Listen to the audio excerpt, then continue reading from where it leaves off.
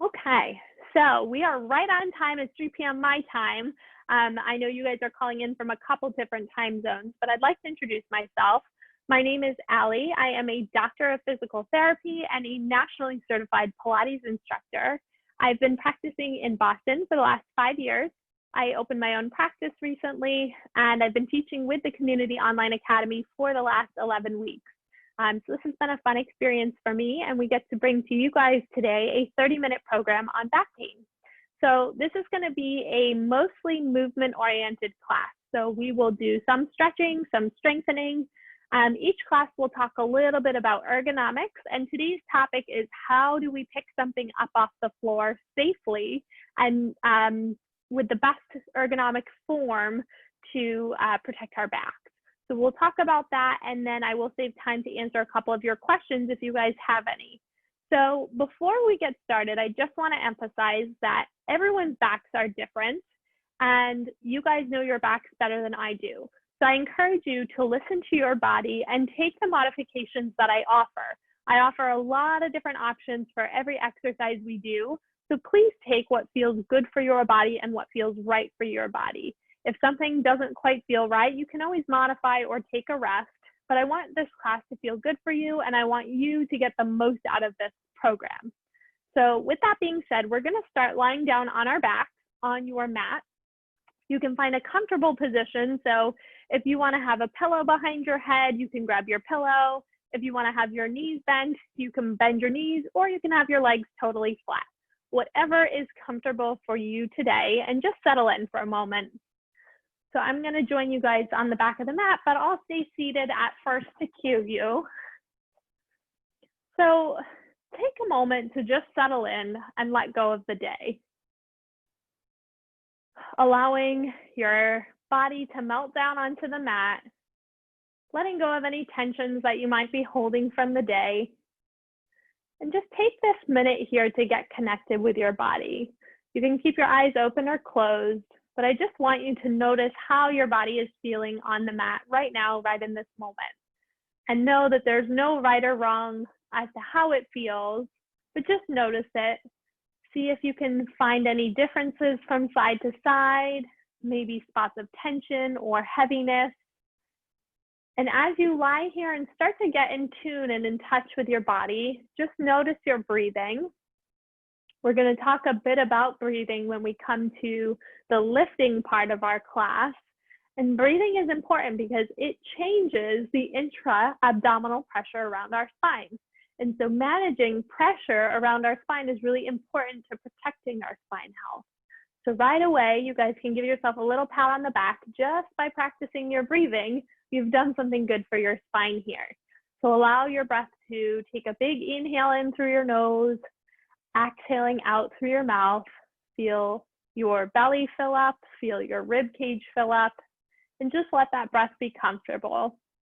I'm going to have you guys try 2 more of those breaths at your own pace as I join you down on the mat. And then 1 more breath here. And then if your legs are extended, you're going to go ahead and bend your knees, placing your feet down flat on the mat. Okay. So throughout class today, we're going to talk a lot about the position of your spine. And I think one of the best ways to understand the position of your spine is to use 2 bony landmarks. And those are the bones on the bottom of your ribs and the bones on the top of your hips. So if you can visualize the space between those 2 bones, it's going to help you over the course of this class to have a sense of where your spine is moving. I know that probably sounds confusing right now, but we're going to work through it a little bit. So the first thing we'll do is actively work to close the space between your ribs and hips by doing a little pelvic tilt and then opening up that space, closing that space and opening it up. Another way to think of this is to imagine the space under your low back as closing and opening, closing and opening. Now, if this is the first movement you've done all day for your low back, this might be a little bit tight. It might be a little bit stiff. That's fine. Just work within your body's comfortable range of motion And hopefully, as you move a little bit here, it will start to open up and loosen. So nice and easy, just rocking to open and close that space between your ribs and your hips. What we're going to do in just a moment is actually take this to our first strengthening exercise. So we're going to try closing that space under our low back and then actually curling on up into a bridge position. And then from here, softening and melting our spine back down. So this is a strengthening exercise for our glutes and our hamstrings, the muscles that support our spine on the back side of our body. But I really like this one, especially early on, because it also doubles as a nice stretch for your spine. So if you guys can imagine your spine like this, like a string of pearls, you're going to pick up one pearl at a time and then place each pearl back down in that same position. And hopefully, as you work through this range of motion, it feels a little bit easier to really curl each vertebrae off and melt them back down onto the spine. I'm going to come up and take a peek at your form. You guys can try a couple more there. I just want to make sure everybody, good. Paul, you can walk your feet a little closer to your bottom. That's it, good. And Dave, try and soften the front of your ribs onto the mat. There you go, good. Joanne, those look great. Very nice, Martin. Excellent, guys. On this last one here, let your spine melt all the way down and then walk your feet together and your knees together. Allow your arms to rest about a 45-degree angle open from your body and gently start to rock your legs from side to side. So from here, you're letting your legs go only as far as they can without your shoulders lifting. So it's okay for your hips to lift, but you want to keep your shoulders down. And you also only want to lower your legs as far as you can without pain or soreness. And that might be different from side to side. Just notice it. The point here is, yes, we get a little bit of a stretch, but we're also just bringing some blood flow to the joints. We're warming up the spine a little bit. And this time we're warming it up into rotation. Good, guys. Two more. Awesome. One more time here. And then settle somewhere right in the middle. Okay. So now we're going to go into our second strengthening exercise, this time for our core. And so our core muscles have two functions, one of which is to keep our spine still. And that's what we're going to practice here first. So if you can imagine that space between your ribs and hips, the space should not change if your spine doesn't move. So you can always keep your hands there as a marker. And we're going to start by bringing both knees in towards our chest. From here, we're going to press our arms and legs away from one another and then bend them back in. Now, I want you guys to be honest with yourself. If you feel your rib cage lifting off the mat, this is probably too challenging for your core. So you want to push your legs up a little bit higher and then bend them back down. So what you're looking for is that sweet spot where you can keep your spine still, but it also feels like a challenge for your core. So you can play around with the angles, reaching your arms and legs away, and just know that there's really not a right or wrong way to breathe here as long as you are breathing. So you want to make sure you're not holding your breath as you extend your legs away. Good. 3 more. That's it here, guys. 2. Last time, hug the knees all the way in towards your chest and massage your spine out side to side. Nice work. Okay, so we just did an ab exercise to keep your spine still. The other function of our spine is to help ourselves sit up. So we're going to try that now. If for any reason sitting up with your spine is not comfortable, just push yourself up to sitting here. So if you want to try this little challenge, you're going to stretch your arms and legs in opposite directions, taking a nice full body spine stretch. And then when you're ready, reach your fingertips up to the ceiling, curl your spine all the way up to a seated position. Nice job. So that's our different type of abdominal muscle, but still our abs that helps sit us up. Now in this position, we're going to do a little stretch for our hamstrings, but I always like to warn before we do this one, If you have a history of sciatica or you have current sciatica symptoms, which is pain down the back of your legs, I want you to bend your knees here. This type of stretch can be quite irritating to sciatic symptoms with straight legs.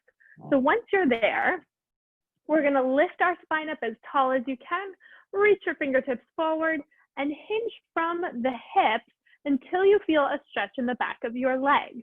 Notice that I'm not rounding really far forward, compressing my spine. I actually get a better stretch, keeping my back relatively flat and just tipping my spine forward with a flat back. I get a nice deep stretch in the hamstrings with minimal compression to my spine. Like I said, you can do that same stretch with bent knees, still feeling a little stretch in the back of the legs. It's going to feel different probably than what you're used to for a traditional hamstring stretch, but this is truly your hamstring and not pulling on that sciatic nerve. So we'll take one more deep breath here. And then we're going to flip over to an all fours position. Nice. So when you guys set up in the all fours position, your hands should be right underneath your shoulders, knees right underneath your hips. If you have knee sensitivity, this is a great place for that pillow. You can go ahead and give yourself some padding.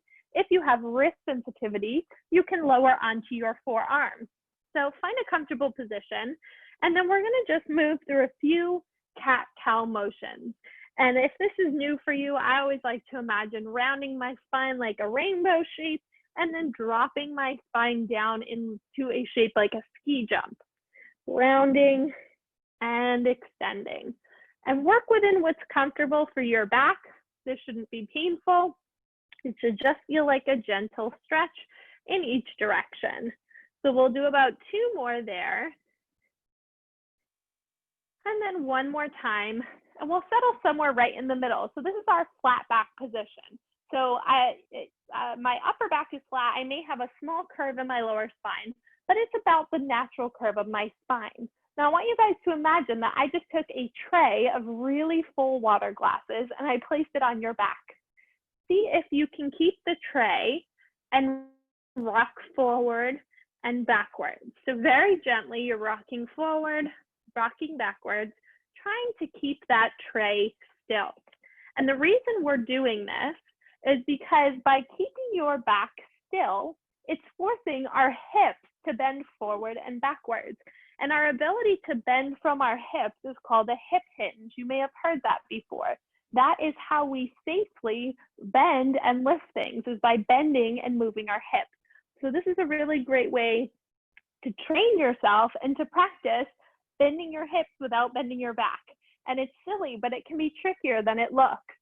Very nice form there, guys. Nice corrections. I see you all kind of testing out the extremes of your motion here.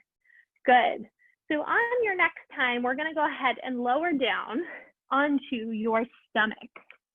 Now, when you lie on your stomach, if you have sensitivities right away to feeling pinching or pain in your low back, you're going to put a pillow under your hips. So you can grab that now, add a pillow under your hips. Otherwise, we're going to flatten our hands on the mat right underneath our shoulders and start to press up to lift our back. So we're going to continue to stretch our spine into extension. This extension position is the opposite position of what we do all day when we sit. So when we sit, we spend time bent forward in flexion. This is a really nice stretch because it totally reverses the effects of that sitting position. It's also why a lot of people feel really tight doing this stretch. So go slow, work within what's comfortable for your back. Even if you can only lift part way up, that's totally fine here. We're going to try about 2 more. And then on your last one, you can push yourself all the way up and back. And this time, sit back over your heels. So you're going to round your back, feeling a stretch through your lower back, maybe even resting your forehead down onto the mat, and just let the tension go here. Take a deep breath. If you have tightness in your ankles that makes this hard, you can always tuck your toes under and just sit back with your feet flexed if that feels better. Now I want to have everyone walk both of their hands to the right side of your mat. And you're gonna feel a nice stretch through the left side of your body. And that's your lat muscle, your latissimus that you're stretching right now. And I always like to add this in from time to time because I think of our lat muscle as actually a part of our core. It goes all the way down to our lumbar spine. So by keeping our lat flexible, we are keeping our spine flexible. So now we'll walk both hands over to the left side of the mat, feeling that stretch on the right side of our body. And you may find one side is much tighter than the other. Just notice that here and let your breath be natural. Think of breathing through your rib cage. Good. Okay. And then very gently, we're going to come up to standing. So for the rest of our class today, we're going to do some standing exercises to talk about squatting and bending over and lifting things. So when you're ready, come on up to a standing position. If you need to adjust your camera, like I'm going to adjust mine a little bit so you guys have a better view, you can do so now, just to make sure that I can see you guys as we work on our squatting. So if you were in my class last week, we worked a little bit on squatting. We're going to go over that today and then build on it a little bit. So what is a good squat? A good squatting motion is one that comes from the hips. And in a really good squat, our spine position doesn't change. So our trunk will bend forward and back, but our actual shape of our spine stays the same. So that cue I gave you guys earlier about the space between our ribs and hips, that spacing shouldn't change in a squat. So let me show you what that looks like. So from here, I'm tipping my hips backwards, bending my knees, pressing my hips forward, standing up tall. So if you look at the shape of my spine, even though my trunk is tipping forward, the actual shape of my spine is not changing. So the way I like to teach people to do this is bend your hips backwards first, then bend your knees, then press your hips forward and stand up tall.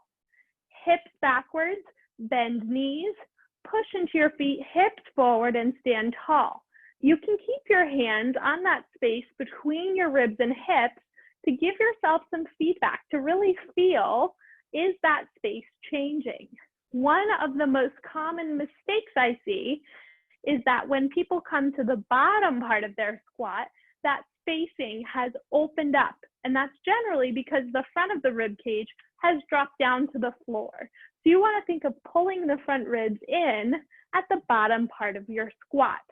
So you're keeping the front ribs active as you sit back into your squat and then stand up nice and tall. So go ahead and keep practicing that. I'm going to come take a quick peek at everybody's form here. You guys look great. Paul, go ahead and separate your feet a little bit. And same for you, Sabrina, you can have a little wider base of support. Good. Emma, that was beautiful. Very nice. Martin, same thing for you. Very good. And Kavya, just make sure you stand all the way up tall in between each set. Nice job, guys. Okay, so that squatting is really helpful when we want to pick something up that's maybe around the height of our knees. So let's say a taller child or something that's on a table. But what if we need to pick something up that's all the way down on the floor? Usually our squat doesn't get low enough to do that. So that's where we're going to practice today how to do a lunge. So before we do that, I want to give you guys a little test. So stand with both feet underneath your hips. So really, truly hips distance apart. Root your feet down into the floor and bring your hands to your hips. You can feel that your hips roughly are about the same height right now. So keeping your right foot on the floor, can you lift your left leg up and just balance? Notice if the height of your left hip got much higher. For most people it does. So try and sink your left hip down and see if you can still hold that balance. It makes it harder, but that's not a bad thing. One other thing to look for, I see when a lot of people balance, they kind of end up like this as a little way to use their back to help them balance. Can you stack your shoulder right on top of your ankle so your whole body is in one long line? And see if you can really hold your balance. Good. Okay, come on down, shake it out for a second. We're gonna try the same thing on the other side. So now keep your left foot on the ground, hands on your hips, and lift your right leg up. And just hold it. For most people, one side is much easier than the other, and we're going to use that to help us when we lunge. For me, this side feels much stronger. It feels much easier. And if I check from the side, shoulders are still right over the ankle. Now, if you say, okay, well, both sides feel awesome, congratulations, that's awesome. You guys are nice and symmetrical. You can use either of your legs. But I want you to remember which of your legs is stronger, because we're going to use that to help us squat the safest way we can for our back. So from here, so for me, my left leg was my stronger leg. So I'm going to leave that one in front. If I want to reach for something on the floor, I'm going to step my weaker leg backwards and lunge down to a kneeling position. Then I can bend forward, do something on the floor, pick something up, tie my shoe, and it's really not a big stress on my back. When I want to stand up, I'll put both hands onto my left knee, my strong leg, and push myself back up to standing. So we'll try that again. You're going to step your weaker leg back, come down, do whatever you need to do, and then go ahead and lift and stand back up. Now, if you're not really sure what side is stronger, go ahead and try both. This is a big movement. You can see which one feels better for your body. The other thing is, if both sides feel really wobbly, you may need to just hold on to something. So it's okay to get close to a wall or a table and hold on to that as you get more comfortable with this lunging type motion. So I'm going to come take a quick peek here, see how you guys are doing with your lunge. Beautiful, very nice form. And it's a lot of work for your knees and hips. There's no question about that. It's actually a really good strengthening exercise for your knee and your hip. But you should notice that it's not super stressful for your back. Nice job there, guys. Now, I have a couple questions, and we're going to go over this in a second about, I can't really kneel on my knee. I will show you guys a couple tricks for that. But one thing to note is that whatever object it is on the floor that you need to pick up, you do want to make sure that you get close to it before you go into your lunge. If I lunge down, but I need to pick up something over here, well, now I've lost all that good posture for my back. So you always want to try and get as close to that object as you can, square off your hips, and that way it's minimally stressful for your spine. So what we're going to do now, I'm just going to grab my pillow, is add in a little bit of a stretch while we're down on the mat. So when I'm down kneeling here, we're going to do a little hip flexor stretch. And if you have pain with kneeling, you're going to use your pillow, but a little trick I like to do is to rest my shin on the pillow, but not my kneecap. That way, my body weight is distributed over the shin and not down into the kneecap. So you guys can always try that. If you have like a gardening pad or some kind of foam pad, you can also use that here. Now, to stretch our hip flexors, we're going to square off the hip. So rotate, my right hip is back. I'm rotating my right hip forward, picking my chest up nice and tall, and lunging forward until I feel a stretch in the front of my right hip. Now, the reason we care about stretching our hip flexor muscle is because it actually attaches from the bottom of our knee all the way up to our lumbar spine. And so if it is tight, it might be pulling on our lumbar spine all day long. Now, if you're not feeling that stretch, try picking your chest up, tightening up your core muscles, and tightening up your back glute muscle, in this case, my right glute. To deepen the stretch, you're going to reach your stretching arm, so on the stretching back leg up, and bend ever so slightly to the opposite side. So with my left leg forward, I am bending to the left. If your right leg is forward, you're going to bend to the right. And you can feel how that deepens the stretch a little bit. So just breathe here. If you need to hold on to something, go ahead and do so. I want you to be able to be relaxed and be strong in this position. Good. And then we'll gently come out of that. We're going to switch our legs. So this time I will plant my right foot forward, left hip back. I'm going to square off my hips, pick the chest up nice and tall, and very slowly start to lunge forward until you feel a stretch in the front of your back hip. You can always pick your chest up tall. One common mistake I see is that you end up too far forward.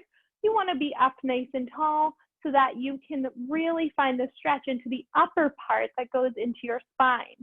If you want to add that arm reach, you're going to side bend towards the front leg. So you're reaching your arm up and bending to the side of your front leg. So in this case, my right leg is in front, I am bending to the right. If your left leg is in front, you are bending to the left. And we'll take another deep breath here.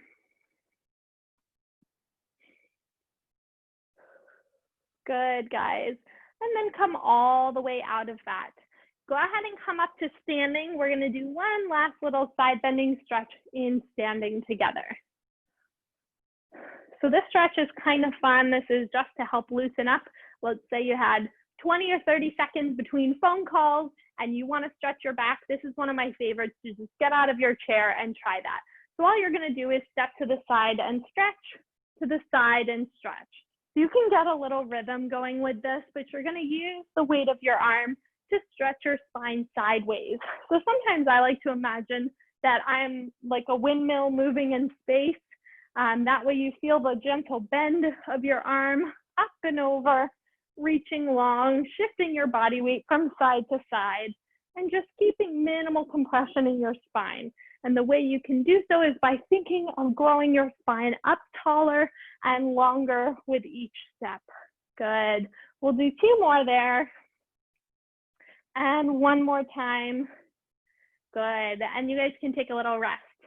So what I hope you guys take from today's program is a little bit better form with your squatting and lunging, getting up and down from the floor, but also that you can integrate these little stretches throughout your day. So you don't have to do all of these stretches all at once. You can take a couple of them and do them maybe every couple of hours during your workday to keep your spine flexible, warm, and strong.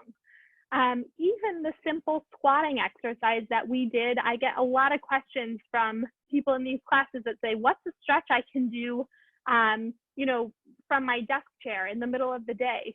What if you do a couple of squats, standing up, sitting down, standing up, sitting down? It's strengthening for your glutes, it's strengthening for your leg muscles. It's really not stressful for your spine. So that's just something to think about integrating little bits and pieces of what we did today into your routine. So with that being said, I'd love to answer some of your questions. If you guys want, let me go ahead and give you the chance to unmute yourself.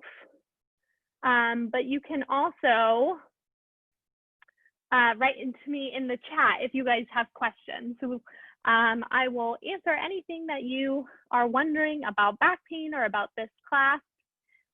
One question that I often get is, are these classes recorded? And if so, how can I go back and watch them? So I will put that in the chat here. This is the Video Hub, and the video for today will be posted tomorrow. But if you guys want to go back and watch old back pain videos or videos from other programs, they're all on there and you can search for them.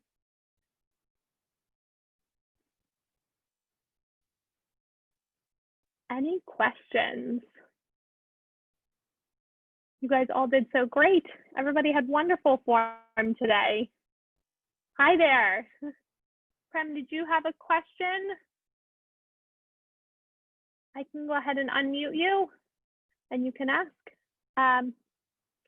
Okay, timing for the exercises. So I think that most of the stretching-based exercises, oh, do you want to go ahead and ask it? No, like I was just trying to ask, like, any specific timing, like, can we do this at this time only? Can we not do this at this time? Something like that. Oh, that's a great question. So I think that doing stretches, like kind of things that are moving your spine, are best done at intervals throughout your day. So maybe once in the morning, once at lunchtime, once at the end of your day. That way you keep your spine moving constantly. Our spine, even if it's in a great position, it doesn't like to be still in static positions for a long, long time. So mixing it in, I would say every couple of hours, maybe 2 or 3 times a day. And that doesn't mean you need to do this whole program 2 or 3 times a day. It means you take 1 or 2 of the stretches and you do them 1 or 2 times throughout the day. And that way you build up to a total volume. Maybe you get the 30 minutes over the course of your day, spread out a little bit. Thank you. Yeah, of course. Dave, I think that there are hundreds of exercises listed, videos listed on the site. You may just need to be logged into your Perks at Work account to see them. So double check that. The video link that I sent should have all the videos. And it has many, many of my videos on there. I think there's, I would say, nearing close to 100 of my videos on there. So if you search for me, you should be able to find that. I'll double check and make sure. Any other questions that you guys have?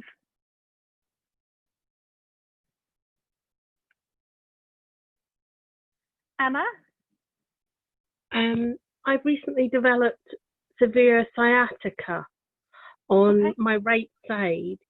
Can you show me maybe perhaps an exercise that could get me up and going in the morning whenever it's very, very tight and very painful? Like I get a tingling sensation in the bottom of my leg. Yep. So sciatica can be caused by a number of different things. So I always recommend, if you're having sciatic symptoms, first to get a workup by your doctor just to see what's causing the sciatica. But for most people, and I'm making a big generalization, but for most people, do you remember the stretch we did where you're laying on your stomach, pressing your spine up to arch your back? That stretch done in the morning can be very effective to help sciatic symptoms.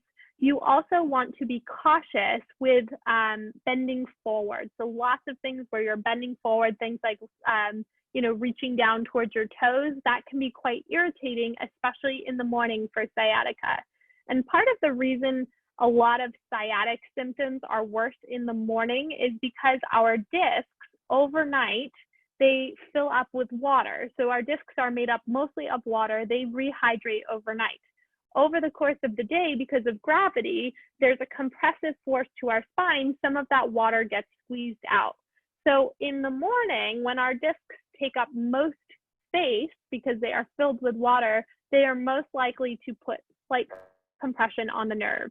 So you may feel symptoms in the morning, but by the end of the day, you don't have those same symptoms. So that stretch I gave, laying on your stomach, pressing up, is a good one.